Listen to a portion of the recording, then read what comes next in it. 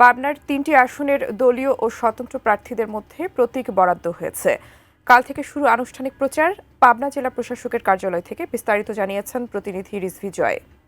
তফসিল অনুযায়ী পাবনার ৫টি আসনের মধ্যে ৩টি আসনে আজকে প্রতীক বরাদ্দ সম্পন্ন হয়েছে। পাবনা ১ এবং ২ আসনে সীমানা জটিলতার কারণে নির্বাচন স্থগিত ছিল এবং সেটি হাইকোর্টের নিষ্পত্তির পর পুনরায় তফসিল হয়েছে, সে কারণে আজকে প্রতীক বরাদ্দ হয়নি।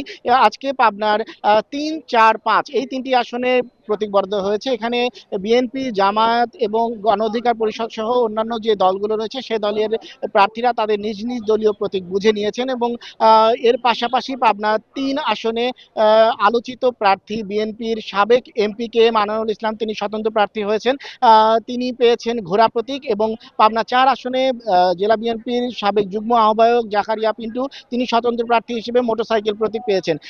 প্রতীক বুঝে নেওয়ার পর আজকে থেকে কিন্তু রিটার্নিং কর্মকর্তা জানিয়েছেন যে তারা প্রচারণা চালাতে পারবেন, যদিও আগামীকাল ২২শে জানুয়ারি থেকে আনুষ্ঠানিক প্রচারণা শুরুর কথা রয়েছে। এর পাশাপাশি আইন শৃঙ্খলা এবং সার্বিক পরিস্থিতি নিয়ে প্রার্থীরা তাদের নিজেই বক্তব্য তুলে ধরেছেন। এখানে যৌথ বাহিনী এবং আইন শৃঙ্খলা বাহিনীর সদস্যরা তাদেরকে আশ্বস্ত করেছেন যে যে কোনো ধরনের অপ্রীতিকর পরিস্থিতি বা আচরণবিধি লঙ্ঘনের অভিযোগ তারা নিরপেক্ষ তদন্তের মাধ্যমে যাচাই করে ব্যবস্থা নেবেন এবং নির্বাচন যাতে সুষ্ঠু, শান্তিপূর্ণ এবং নিরপেক্ষভাবে হয় তার জন্য প্রয়োজনীয় সকল ব্যবস্থা নেওয়া হবে। তো প্রতীক বরাদ্দের মধ্যে দিয়ে যে আনুষ্ঠানিক প্রচারণা শুরু হয়ে গিয়েছে, সেই প্রচারণার খবরও আমরা পরবর্তীতে জানানোর চেষ্টা করব। এই ছিল আমার কাছে পাবনায় ত্রয়োদশ সংসদ নির্বাচনের সর্বশেষ খবর।